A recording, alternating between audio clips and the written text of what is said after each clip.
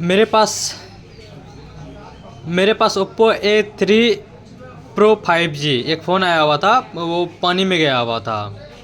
तो ग्राहक लेकर के आया और उसका कैमरा में पानी दिख रहा था, वो लाइट में पानी दिख रहा था। तो लाइट में पानी दिख रहा था तो फिर ग्राहक बोला इसको खोल करके वॉश कर दीजिए। वो लेडीज आई थी, लड़की आई थी। तो हम फ़ोन खोलने के लिए जो अपना ये मशीन होता है, ये इसके ऊपर चढ़ाए तो 100 टेम्परेचर मतलब 100 डिग्री टेम्परेचर पर हम लोग फ़ोन को उखाड़ते हैं। इसका पीछे का ये बैक पैनल जो होता है, ये बैक पैनल, तो इसको उखाड़े, उसके बाद इसको हम वॉश कर दिए उखाड़ करके। उस टाइम तक फ़ोन मतलब ठीक चल रहा था। पहले जो फ़ोन था वो ठीक चल रहा था, खोलने से पहले प्रॉपर ठीक ठाक काम कर रहा था, बट वो पानी था अंदर में। तो खोल करके वॉश कर करके उसके बाद हम लगाए मदरबोर्ड पर, देखे तो कोई पानी हमको दिखा नहीं। ये फ़ोन अभी खुला है अभी तक, तो मदरबोर्ड पर हमको कोई पानी नहीं दिखा। तो मदरबोर्ड को हम कुछ नहीं किए, कैमरा में पानी दिखा, वो भी उस पर जाने के बाद बहुत सारा पानी सूख भी जाता है। अगर इसके ऊपर पानी पहले से होगा भी तो वो जब 100 डिग्री टेम्परेचर पर जाएगा तो ज़रूर सी बात है कि कुछ ना कुछ, अगर हल्का फुल्का ही पानी जाता है एंड्रॉयड फ़ोन में अभी का जो रहता है, कुछ हद तक वाटर प्रूफ भी ये सब फ़ोन रहता है, तो पानी बहुत ही कम जाता है। तो वो सूख भी गया होगा पानी। तो फिर हम कसे फ़ोन को कस करके ऑन किए तो फर्स्ट लोगो जो है ओप्पो जो लिखा हुआ आता है, ओप्पो के बाद कलर ओएस लिखा हुआ आता है। तो फर्स्ट लोगो तक तो ठीक आ रहा है, लेकिन जैसे ही कलर ओएस आता है लिखा हुआ, वो पिक्चर झिझराने लगता है, डिस्प्ले झिझराने लगेगा। उसके बाद हाफ डिस्प्ले काला रहेगा, हाफ डिस्प्ले पर वो झिझराते रहेगा, कभी कभी फुल डिस्प्ले पर झिझराएगा। ये बेसिकली सीपीयू से प्रॉब्लम आता है। बट हम मशीन पे चढ़ाए हुए थे तो फ़ोन तो हीट हुआ। तो हीट होने की वजह से एक प्रॉब्लम और आता है कि सॉफ्टवेयर क्रैश करने का डर रहता है फ़ोन का, ठीक है ना। तो उस कंडीशन में आप फ़ोन को रीसेट मार सकते हैं। तो फ़ोन को हम रीसेट मारे। जब हम रीसेट मारने के लिए गए तो वहाँ पर जो है, वहाँ पर पिक्चर नहीं फट रहा था, वहाँ पर झिझरा नहीं रहा था, वहाँ पर प्रॉपर वर्क कर रहा था। तो हम इसको रीसेट किए, फॉर्मेट किए, फ़ोन को फॉर्मेट करके फिर ऑन किए, फिर भी वही प्रॉब्लम है। तो ये मेरे हिसाब से तो ये सीपीयू का प्रॉब्लम है। अब ये सीपीयू में पानी जाने की वजह से हुआ या कैसे हुआ, ये तो अब सोचने वाली बात है, ये तो मेरे समझ से बाहर है। बट ग्राहक का जो कहना है ये सबसे इम्पोर्टेंट है। ग्राहक का ये कहना है कि हम कुछ भी नहीं जानते हैं, मेरा फ़ोन जैसे चल रहा था वैसे चला के दीजिए।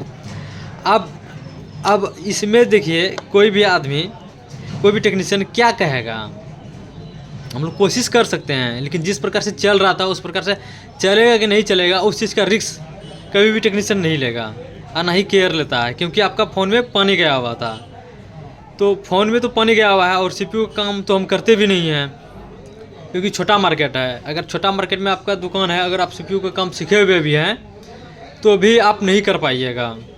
रीज़न देखिए क्या है कि सीपीयू का प्रॉब्लम या आईसी का प्रॉब्लम वाला फ़ोन में हम एक आध दो आता है, ज़्यादातर छोटा मोटा बीमारी वाला ही आता है। जैसे हो गया आपका स्पीकर किसी का ख़राब है, या किसी का चार्जिंग सॉकेट ख़राब है, या किसी का मतलब नेटवर्क वगैरह नहीं आ रहा है, या उसका डिस्प्ले टूट गया है, या वो पानी में चल गया है, जो वॉश करने के बाद हो जाता है ठीक। हम इससे पहले कितने फ़ोनों, मतलब हर कंपनी का फ़ोन को करीब करीब वाटर प्रूफ सब फ़ोन को भी खोल करके वॉश करके ऑन किए हुए हैं, जो बिल्कुल लोग मतलब ऑफ पड़ गया था, वो सब फ़ोन रिपेयर होकर के यहाँ से गया है। और हम करीब करीब 6 से 7 साल से यहाँ दुकान कर रहे हैं, यानी कि दिसंबर 2019 में मेरा दुकान खुला हुआ है। और उससे पहले 1 साल हम सीखे हुए भी है, तो वो भी 1 साल का एक्सपीरियंस आप जोड़ लीजिए।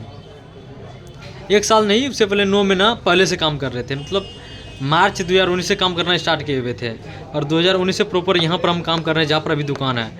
और अभी देखिए मतलब कि इतना दिन में कभी भी मेरे साथ ऐसा नहीं हुआ था। बट ग्राहक का पता नहीं कहाँ क्या माइंड है, उनका कहना है जिस प्रकार से मेरा फ़ोन पहले चल रहा था उसी प्रकार से चलता हुआ हमको फ़ोन चाहिए। अब बताइए इसमें हम करें तो करें क्या। हम उसको बहुत समझाने का प्रयास कर रहे हैं, और यहाँ तक कि उसके साथ में एक लड़का भी आया था, उसका भतीजा होगा या उसका भाई होगा, वो लड़का मेरे पीछे में खड़ा होकर के बनवाया है। मतलब फ़ोन जो खोले हुए हैं उसके सामने में खोले हुए हैं, ये ढक्कन तक उसके सामने में खोले हुए हैं, ढक्कन तक, और सारा नट बोल्ट।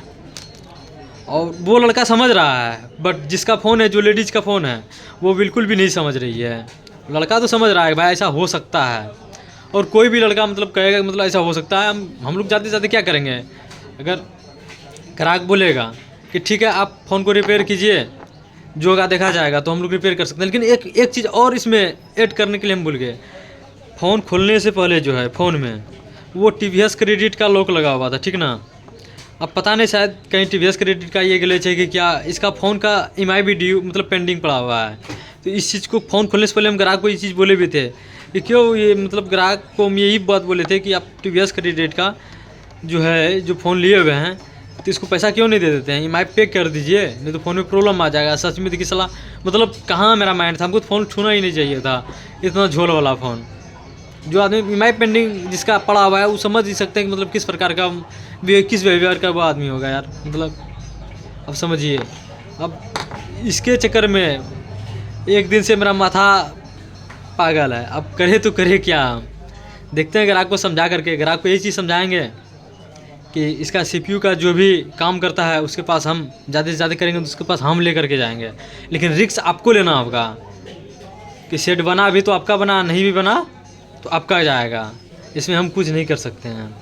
अब देखते हैं ग्राहक का क्या रिस्पॉन्स रहता है। बट अगर आप अब से एक चीज़ और समझ में हमको आ गया, ये देखिए लड़का को कुछ भी बोलने की ज़रूरत नहीं है। जेंट्स जो होता है उसको इस सब चीज़ से कोई मतलब उसको ऑलरेडी पता रहता है कि मतलब उसको अगर हम इस चीज़ को समझाते वो एक बार में समझ लेता। बट अगर कोई दुकानदार आदमी देख रहे हैं तो उसके लिए हम अब यही एक मैसेज है, किसी भी लेडीज़ का फ़ोन खोलने से पहले इस टाइप का फ़ोन जिसमें हल्का फुल्का भी रिस्क रहे उसको पहले बोल दिया कीजिए, या तो उसको डायरेक्ट बोलिए आप अपने गार्जियन से बात कराइए, उसका गार्जियन से बात करके उसका फ़ोन खोलिए। नहीं तो इस प्रकार से माथा पागल होगा और मतलब पगलाते रहिएगा आप, जिस प्रकार से अभी हम पगला रहे हैं। अब पता नहीं ये कितने दिन बाद रिपेयर होगा, क्या इसका डिसीजन आता है, अब देखते हैं आगे। वैसे इनका सारा का सारा मेरे पास क्या बताए, कैमरा भी लगाना चाहिए था हमको दुकान में। 2 कैमरा, एक जहाँ हम रिपेयर करते हैं, जहाँ ग्राहक खड़ा करके हमको लोगों को धमकी देता है। 2 जगह कैमरा बहुत ज़रूरत है, जहाँ हम रिपेयर कर रहे हैं और जहाँ ग्राहक खड़ा करके जहाँ से धमकी देता है, ताकि टेंशन ना हो।